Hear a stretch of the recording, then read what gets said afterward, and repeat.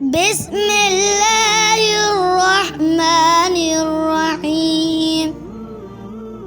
شروع کرتا ہوں اللہ کے نام سے جو بڑا مہربان نہایت رحم کرنے والا ہے۔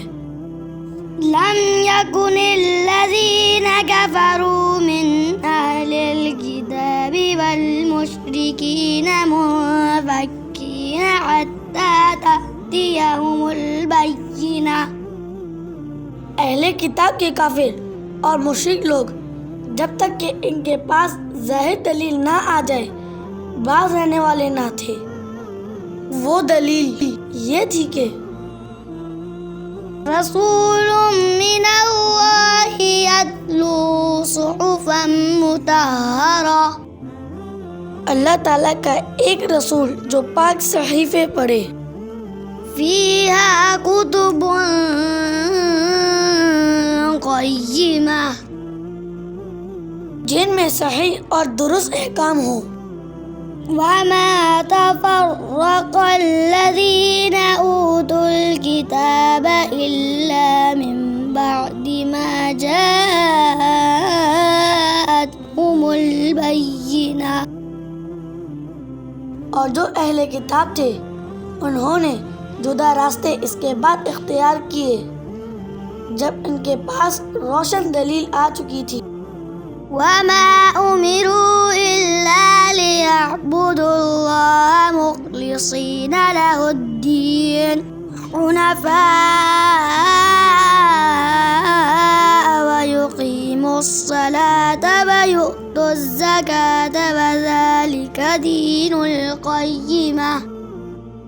اور حکم نہیں دیا گیا تھا کہ وہ اللہ کی عبادت اس طرح کرے کہ بندگی کو بالکل یکسو ہو کر صرف اس کے لیے خاص رکھیں اور نماز قائم کریں اور زکوٰۃ ادا کریں، اور یہی سیدھی سچی امت کا دین ہے۔ ان الذين كفروا من اهل الكتاب والمشركين في نار جهنم خالدين فيها أولئك هم شر البرية۔ یقین جانو کہ اہل کتاب اور مشرکین میں سے جنہوں نے کفر اپنا لیا ہے وہ جہنم کی آگ میں جائیں گے جہاں وہ ہمیشہ رہیں گے۔ یہ لوگ ساری مخلوق میں سب سے برے ہیں۔ ان الذين آمنوا وعملوا الصالحات أولئك هم خير البرية۔ جو لوگ ایمان لائے ہیں اور انہوں نے نیک عمل کیے ہیں وہ بے شک ساری مخلوق میں سب سے بہتر۔ جزاؤهم عند ربهم جنات عدن تجري من تحتها الأنهار خالدين